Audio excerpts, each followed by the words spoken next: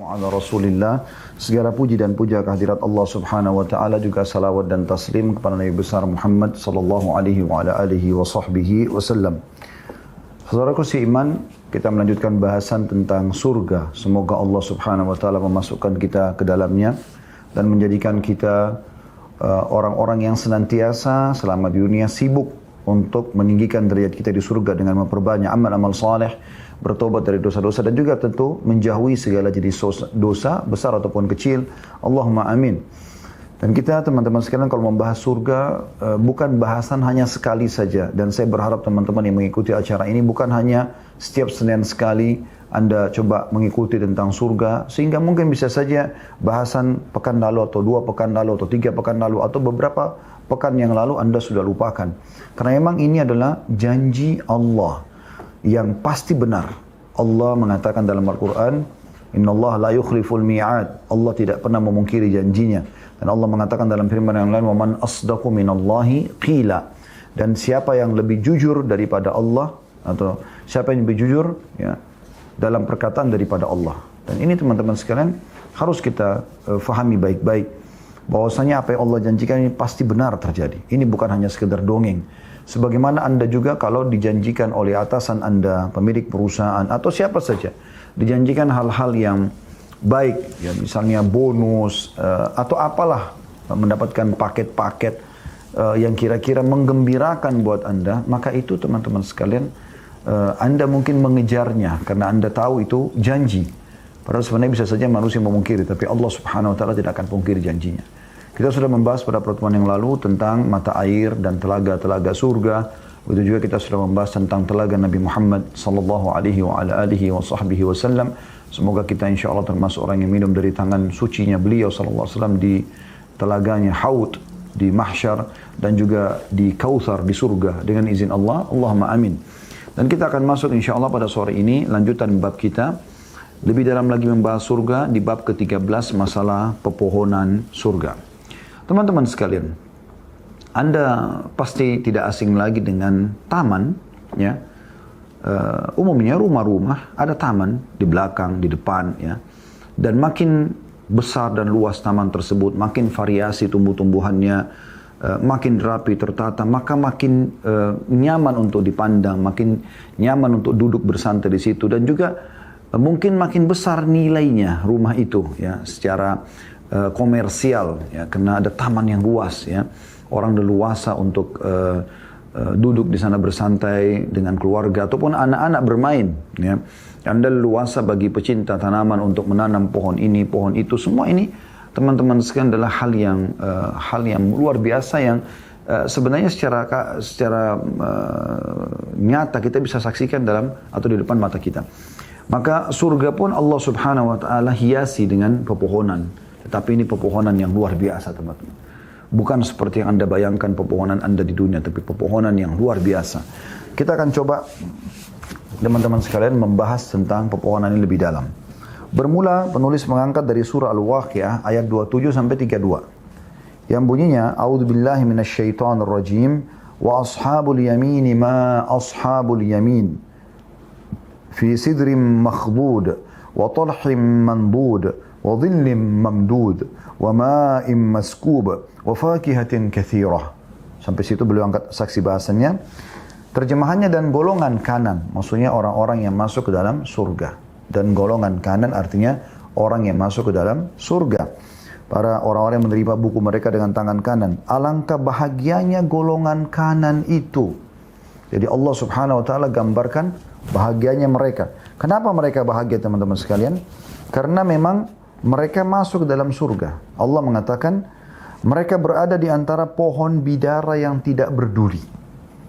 Kalau Anda belum pernah tahu pohon bidara umumnya batangnya berduri, ya. Tapi nanti di sana ada buah pohon bidara dan ada buahnya tapi tidak ada durinya lagi. Dan pohon pisang yang bersusun-susun buahnya. Umumnya kita tahu pisang bersusun-susun di tangkainya, gitu kan. Dan naungan terbentang luas. Dan air yang tercurah, juga buah-buahan yang banyak. Nah, jadi ini sudah berkumpul semuanya, sumber kemakmuran di taman, ya.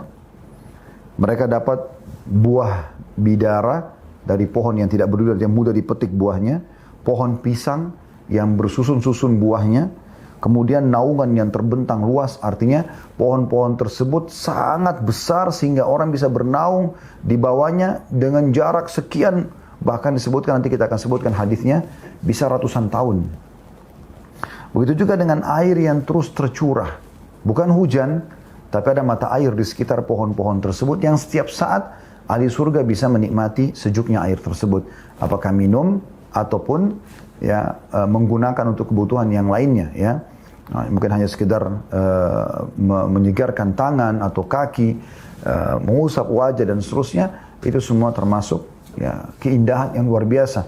Dan kalau ada kebun, tanamannya subur, ada air mengalir, itu sudah sangat luar biasa gitu. Dan buah-buahan yang banyak. Berbuah, makna banyak adalah setiap dipetik akan selalu tumbuh buah yang baru. Nah, ini makna daripada ayat ini. Ini gambaran pertama tentang masalah pepohonan di surga. Kemudian diangkat dalil yang kedua oleh penulis adalah surah Ar-Rahman ayat 46 sampai 47. Allah SWT berfirman, A'udzubillahi minasyaitonir rajim, wa liman khafa maqama rabbih jannatan, fabi'ayyi ala'i rabbikuma tukadziban. Dan bagi orang yang takut saat menghadap Tuhannya ada dua surga. Ada surga buat manusia, ada surga buat jin, ya. Maka nikmat Rabb kamu yang manakah yang kamu dustakan? Kedua surga itu mempunyai pepohonan, pohon-pohonan dan buah-buahan. Artinya tidak ada satupun pohon di surga, baik untuk jin ataupun untuk manusia yang beriman, kecuali penuh dengan buah-buahan. Kemudian juga dalam surah Ar-Rahman, masih surah yang sama tapi ayatnya setelah tadi, ayat 62 sampai 64, berbunyi a'udzubillahi minasyaitonir rajim wa min dunihi ma jannatan fabi'ayyi ala'i rabbikuma tukadziban mudhammatan. Dan selain daripada surga itu ada dua surga lagi, maka nikmat Rabb kamu yang manakah yang kamu dustakan? Kedua surga itu kelihatan hijau tua warnanya, ya, maksudnya saking lebatnya sampai terlihat hijau tua, ya. Kita biasa kalau lihat teman-teman pemandangan hutan dari atas langit, ya, pesawat atau helikopter, ya, kita kalau lihat pakai kamera dari atas kita akan temukan seperti hijau tua. Padahal sebenarnya kalau kita dekat mungkin ada juga yang hijau-hijau muda, ya. Tapi karena lebatnya maka terlihat seperti hijau tua. Itu digambarkan oleh Allah Subhanahu wa taala. Kemudian dalil yang selanjutnya surah Al-Mursalat ayat 41. Juga Allah menggambarkan tentang pepohonan surga. A'udzu billahi minasyaitonir rajim. Innal muttaqina fi dhilalin wa 'uyun. Sesungguhnya orang-orang yang bertakwa berada dalam naungan yang teduh dan di sekitar mata-mata air. Jadi naungannya teduh sekali, ya, rindang gitu, ya, dan juga banyak air yang mengalir gitu. Sehingga selalu membuat tanaman itu subur dan juga orang yang duduk di sebelahnya senang, segar gitu, ya. Karena ada suara air, gemericik air dan segarnya juga air berpengaruh pada mereka gitu. Baik, itu adalah ayat-ayat Al-Quran, dan umumnya ayat Al-Quran datang secara global, dan kita akan mendengarkan bagaimana rincian ayat-ayat ini melalui hadis-hadis Nabi alaihi salatu wassalam, ya. Hadis yang pertama dalam bab ini, dan ini adalah hadis nomor 51 dari awal kita belajar. Hadis nomor 51 dari awal kita belajar, ya. Dari Anas bin Malik radhiyallahu anhu, ia menceritakan sabda Rasulullah sallallahu alaihi wasallam, di surga terdapat sebuah pohon yang untuk melintasi naungannya, lewati naungannya, sampai di ujung naungannya, seorang pengendara memerlukan waktu 100 tahun tanpa henti. Saya ulangi. Kata Nabi SAW, di surga terdapat sebuah pohon yang untuk melintasi naungannya, jadi dari awal pohon, naungan awal pohon sampai ke ujung naungannya, ya, walaupun batang di tengah-tengahnya tapi kiri kanannya ini, itu memerlukan seorang pengendara waktunya, ya. Saya ulangi, di surga terdapat sebuah pohon yang untuk melintasi naungannya seorang pengendara memerlukan waktu 100 tahun tanpa henti. Jika kalian suka, bacalah, dan naungan yang terbentang luas dan air yang tercurah. Maksudnya tadi surah, ya, Al-Mursalat ayat 41, ini tafsirnya. Perkataan Anas bin Malik ini, hadis Nabi SAW ini menjelaskan tafsir surah Al-Mursalat ayat 41 tadi. Ya. Ya, di sini hadis ini diriwayatkan Bukhari jilid 6 halaman 319. Ya, bagaimana digambarkan kalau pohon di surga itu bukan lagi kayak pohon kita. Pohon kita mungkin, anggaplah naungannya mungkin 10 meter, kalaupun pohon-pohon yang besar ya, anggap 20 meter. Udah nggak mungkin, satu pohon ini, satu pohon. Kalau ini 100 tahun berjalan, Anda bisa bayangkan. 100 tahun berjalan, ikhwas sekalian. Ini hal yang luar biasa gitu ya. Itu butuh 100 tahun pengendara kuda, baru bisa melewatin naungannya satu pohon saja. Hadits yang kedua yang menjelaskan masalah ini adalah hadits Abu Sa'id Al-Khudri radhiyallahu anhu. Beliau meriwayatkan sabda Rasulullah sallallahu alaihi wasallam, di surga terdapat sebuah pohon yang dilintasi seorang penunggang yang lihai, lagi cepat selama 100 tahun tanpa henti. Jadi di sini lebih dirincikan lagi. 100 tahun menunggangi kuda, kita tahu kuda bagaimana cepatnya ya, dan ditunggangi oleh penunggang yang lihai. Hadits ini diriwayatkan oleh Bukhari, jilid 11 halaman 416, Muslim jilid 17 halaman 167. Itu juga hadis selanjutnya, hadis nomor 50, hadis nomor 53 dari awal kita belajar.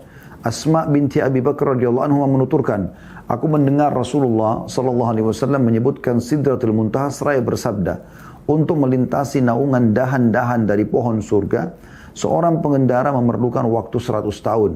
Atau beliau bersabda sallallahu alaihi wasallam, bernaung di bawah dahan-dahan pohon itu 100 pengendara.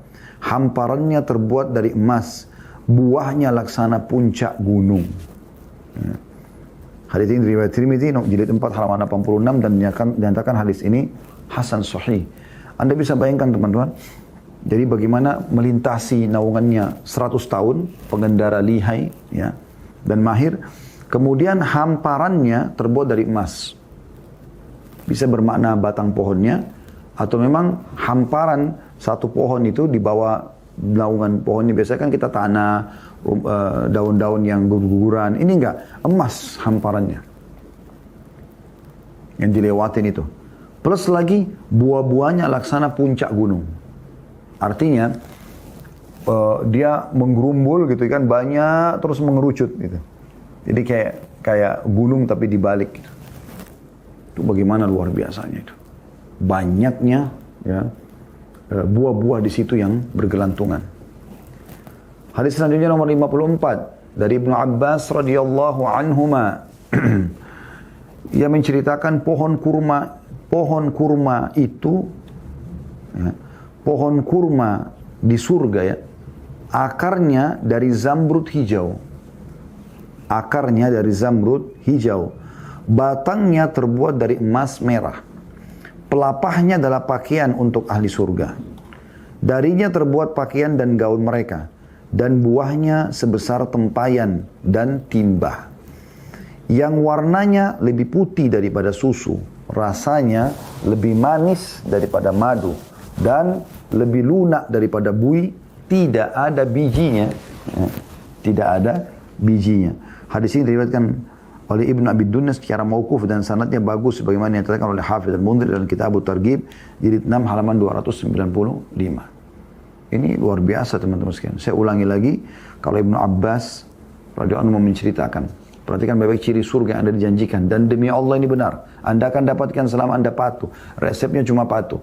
Taati Allah. Kerjakan perintah yang wajib dan yang sunnah. Nikmati yang halal. Dan halal lebih baik daripada yang haram. Dan jauhi yang haram juga yang dilarang. Udah. Selesai. Anda meninggal masuk di sini. Ini janji nggak mungkin salah. Pohon kurma surga itu akarnya dari zamrud warna hijau. Di mana di dunia ada pohon akarnya zamrud? Nggak mungkin. Zamrud itu permata yang paling mahal. Sangat mahal. Tapi di surga pohonnya itu akarnya itu zamrud. Tidak cukup di situ. Kan kalau secara rasional kalau zamrud akarnya berarti pohonnya juga akarnya berarti dahannya juga, batangnya dan dahannya juga kan zamrud. Ini enggak. Apa kata Ibnu Abbas? Batangnya terbuat dari emas merah. Jadi akarnya zamrud, batangnya merah. Emas merah. Pelapahnya adalah pakaian untuk ahli surga. Jadi kan tidak mungkin teman-teman kalau pelapa kayak pohon di dunia ini, pohon kurma di dunia, jadikan pakaian. Itu kan mungkin agak rapuh atau mungkin tidak sepertilah kalau memang dibuat dari kain ya, dari wool atau dari benang. Tapi subhanallah di surga saking sempurnanya pelapa kurma sampai bisa dijadikan baju. Ya, bagaimana indahnya itu. Darinya terbuat pakaian dan gaun mereka. Dan buahnya sebesar tempayan dan timba. Anda bayangkan tempayan yang bisa orang makan sampai belasan orang. Yang biasa dikatakan tempayan. Jadi kalau wajan mungkin bisa dipikir ini tempayan yang besar sekali. Yang banyak orang bisa makan di situ. Itu seperti itu besarnya. Buahnya satu. Atau seperti timba. Timba yang sangat besar gitu. Warnanya lebih putih daripada susu. Di mana teman-teman dapat kurma, warnanya putih. Lebih putih dari susu. Kita kan rata-rata mungkin hijau kalau masih mentah, mulai pindah kuning, kemudian merah, kemudian baru coklat, kemudian hitam ya. Seperti itulah. Nggak ada warna putih. Ini buahnya kita saksikan nanti buahnya warna putih. Batang pohonnya emas merah. Akarnya zamrud warna hijau. Kemudian dikatakan dan dia lebih manis daripada madu. Rasanya lebih manis daripada madu. Tidak akan pernah ada kurma. Walaupun kurma manis tidak ada lebih manis dari madu. Tapi di surga nanti lebih manis daripada madu. Dan lebih lunak daripada bui. Bui kan, ya Anda lihat busa-busa yang di laut. Ya, kalau habis dihampar oleh ombak. Kan lembut sekali. Lebih lembut daripada itu. Dan tidak ada bijinya. Nah, ini sulit untuk digambarkan memang. Ya, makanya pada saat Musa alaihissalam menanyakan kepada Allah subhanahu wa ta'ala, ya Allah, siapakah penghuni surga yang paling rendah? Maka Allah subhanahu wa ta'ala menyebutkan tentang keutamaan yang diberikan pada mereka. Seperti raja-raja dunia ya. Kemudian kata Musa alaihissalam, kalau itu orang terendah di surga, bagaimana dengan orang tertingginya? Maka kata Allah subhanahu wa ta'ala, mereka adalah orang-orang yang aku tanamkan kasih sayangku kepadanya. Dan juga mereka akan mendapatkan apa yang belum pernah mata lihat, belum pernah didengar oleh telinga, dan belum pernah terlintas dalam hati manusia. Memang semua di sana tidak mungkin. Anda kalau lihat tidak mungkin Anda pernah di dunia. Seindah apapun pemandangan di dunia yang sudah Allah ciptakan pun, dari pemandangan yang indah, gunung-gunung, lautan, segala macam, tetap di surga akan lebih indah. Dan semua di sana belum pernah Anda lihat. Semua Anda dengar dari suara yang indah di sana, nanti tidak ada teriakan, tidak ada ribut, tidak ada bising, semuanya suara indah belum pernah Anda dengar sebelumnya. Dan semua ada di sana nanti, istananya, tanahnya, dan belum pernah terlintas di hati manusia. Nggak pernah ada di benak kita. Nggak akan pernah ada ide melakukan itu seperti itu di dunia. Selanjutnya hadits nomor 55. Abu Sa'id al-Khudri radhiyallahu anhu menuturkan sabda Rasulullah SAW, sangat mengagumkan sebuah pohon di surga. Tingginya sejauh perjalanan 100 tahun, pakaian ahli surga keluar dari mayangnya. Hadis ini riwayat Ahmad dan dihasankan oleh Al-Albani dalam Sahihul Jami' nomor 5523. Ya. Sungguh mengagumkan pohon di surga. Bagaimana bukan mengagumkan kalau seperti ini teman-teman sekalian. Tingginya perjalanan 100 tahun. Tadi kan naungannya ya, lebarnya 100 tahun. Ini tingginya pun 100 tahun juga. Coba Anda bayangkan. 100 tahun lebar naungannya, 100 tahun tingginya. Bagaimana itu? Artinya kalau ada pohon tinggi 100 meter aja di dunia ini, sudah dianggap tingginya luar biasa gitu. Ya. Bagaimana dengan kalau tingginya 1 bulan, 30 hari orang jalan baru bisa sampai ke ujungnya. Ini 100 tahun baru sampai ke puncaknya. Bagaimana itu? Memang belum pernah terlintas dalam benak manusia. Kemudian hadis selanjutnya nomor 56, masih dalam pohon-pohon surga. Abu Hurairah radhiyallahu anhu meriwayatkan Nabi SAW bersabda, tidak ada satu pohon pun dalam surga kecuali batangnya terbuat dari emas. Hadis ini riwayat Ahmad dan disahihkan oleh Al-Albani dalam Sahihul Jami' nomor 5523. Tidak ada satu pohon pun kecuali batangnya pasti dari emas. Anda bayangkan bagaimana itu? Ya.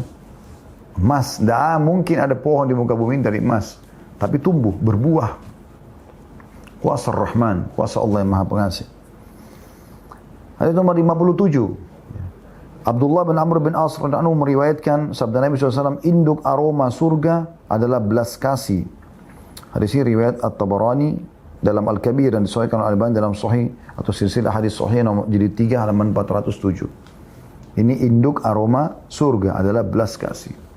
Ya. Kemudian hadis yang terakhir dalam bab kita nomor 58 dari awal belajar, Abdullah bin Mas'ud radhiyallahu anhu meriwayatkan atau menuturkan sabda Rasulullah SAW, aku bertemu Ibrahim pada malam Isra'ku. Maka beliau berkata, wahai Muhammad, sampaikan salamku pada umatmu dan kabarkan pada mereka bahwa surga itu tanahnya harum. Tanahnya aja harum. Airnya menyegarkan. Surga itu lembah yang subur. Dan tanamannya adalah subhanallah, alhamdulillah, wala ilaha illallah, wallahu akbar. Riwayat Tirmidzi dan dihasankan oleh Al-Albani dalam Sahih Al-Jami' nomor 5028. Nah, ini luar biasa teman-teman sekalian. Ya. Harusnya diperhatikan baik-baik dan harusnya menjadi target pengejaran kita ya. Jadi Ibrahim alaihissalam bersabda kepada Nabi SAW pada saat ketemu, wahai Muhammad, sampaikan salamku pada umatmu. Ini menandakan memang ada kehidupan teman-teman setelah kematian. Ada kehidupan setelah kematian dan bagaimana Allah Subhanahu wa taala memudahkan Nabi Muhammad SAW pada saat sedang mi'raj ke langit, beliau bertemu dengan ayahnya Ibrahim alaihissalam, ayahnya beliau Nabi Ibrahim alaihissalam ya. Dan bagaimana Ibrahim alaihissalam memastikan kepada kita semua umatnya, sampaikan salamku kepada umatmu. Berimanlah orang yang beriman dan kufurlah kepada orang yang kufur, dan semoga kita termasuk orang yang beriman. Artinya apapun yang disampaikan bagi Nabi SAW kita yakini. Udah. Memang betul ketemu dengan Ibrahim alaihissalam dan betul Ibrahim alaihissalam telah mengirim salam kepada kita. Maka kita menjawab salam tersebut ya kepada beliau alaihissalatu wassalam. Lalu beliau titip pesan, dan sampaikan kepada umatmu hai Muhammad. Nah, apa sampaikan? Kabarkan pada mereka bahwa surga itu tanahnya harum. Di mana ada tanah harum teman-teman sekalian? Tidak ada di dunia kecuali di surga. Surga tanahnya harum. Jadi, kalau tanah keluar harum berarti sesuatu yang luar biasa. Tanahnya harum. Jadi setiap kita lewat kita selalu cium bau wangi-wangian. Di seluruh surga tanahnya semuanya harum. Airnya menyegarkan. Tidak ada lagi air terlalu dingin, tidak ada juga air panas. Air yang segar. Sebagaimana kita tahu juga di sana tidak ada lagi panas, tidak ada lagi dingin, gitu kan? Semua sejuk. Maka airnya pun sejuk. Jadi tidak membuat orang sampai kedinginan, tidak juga membuat orang ya merasa kepanasan karena panasnya, tidak. Dia memang sejuk. Kemudian lembah surga itu lembah yang subur. Subur sekali surga itu. Semuanya bisa tumbuh di sana. Kemudian dikatakan dan tanamannya adalah subhanallah, walhamdulillah, wala ilaha illallah, wallahu akbar. Ini Allahu alam maknanya potongan terakhir ini bisa bermakna kalau orang baca ini dia akan mendapatkan tanaman-tanaman di surga atau memang subhanallah Allah ciptakan dari nama-nama dan zikir kepadanya itu. Allahu alam. Ini adalah pepohonan surga.